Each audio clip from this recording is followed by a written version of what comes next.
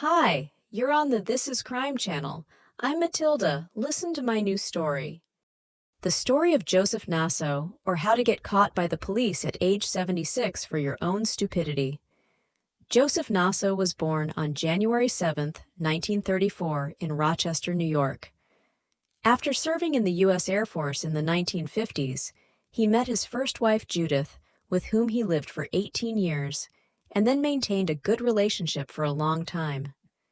The couple had two sons, one of whom, Charles, had schizophrenia, and his father cared for him until his arrest, and received disability benefits, of course.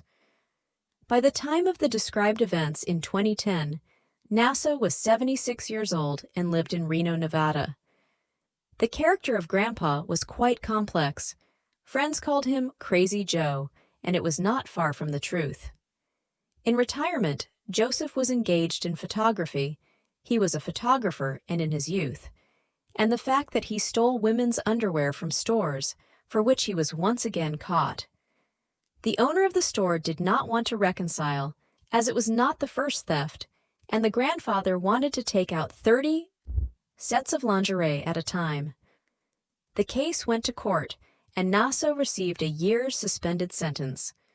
As it is supposed to be, periodically an officer came to him and checked whether Joseph behaved well. Joseph was not behaving well at all. One day, Officer Wes Jackson paid him a visit. To his surprise, he found a box of gun ammunition and a hunting knife at Naso's home, which was a flagrant violation of probation. In addition, almost all the doors in the house were locked.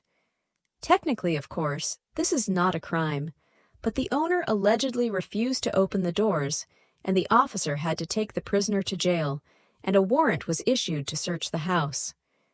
Naso later claimed that nothing of the sort had happened, that the evidence had been planted on him, and that he had not been asked to open the door.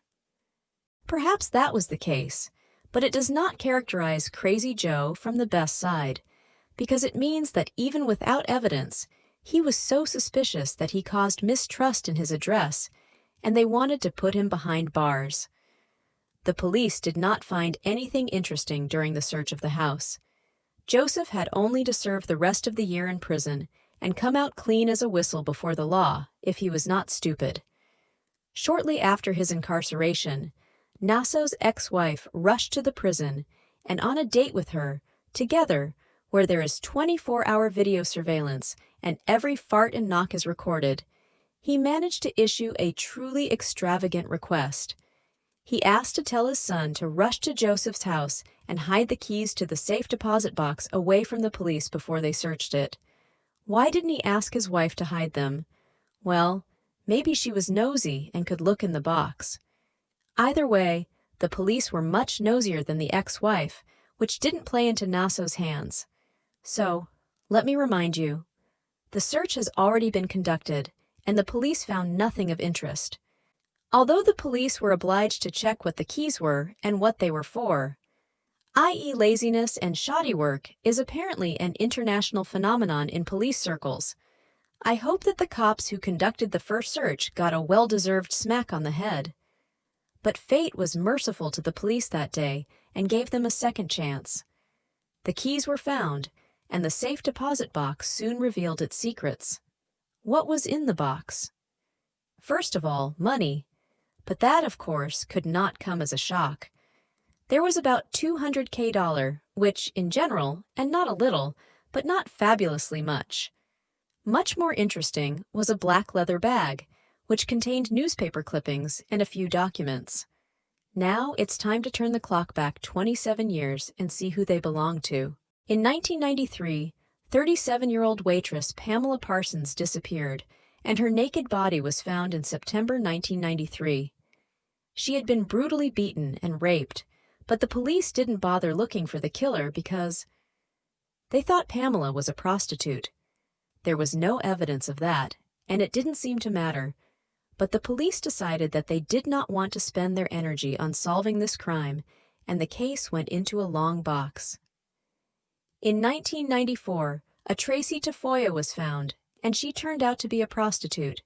This time they guessed right. She too had been raped and murdered, stripped and dumped in a deserted lot. The cops were not confused and found absolutely nothing similar to the previous case. So they just dropped the case, just like last time. And now, more than a quarter of a century later, the automobile licenses of the above-mentioned ladies were in a black bag in a Wells Fargo bank branch safe deposit box, along with newspaper clippings about the discovery of the bodies of the unfortunate girls. In addition, there was an American passport, driver's license, and medical insurance in the name of Sarah Dillon, born Renee Shapiro. About her, it was learned only that she was an ardent fan of Bob Dylan, and the last time she was seen alive in May 1992, and then she was apparently killed by Joseph Naso. The cops were very surprised by the findings in the box. The police conducted a normal search of the old fetishist's house and found a lot of interesting things. But the most significant was a diary, where chaotically were written down committed and not committed, but very desirable in the imagination of the killer, crimes. Based on the totality of evidence, Joseph Naso in 2013 was sentenced to the death penalty, which he is still awaiting. In any case, information that he has already been executed was not found.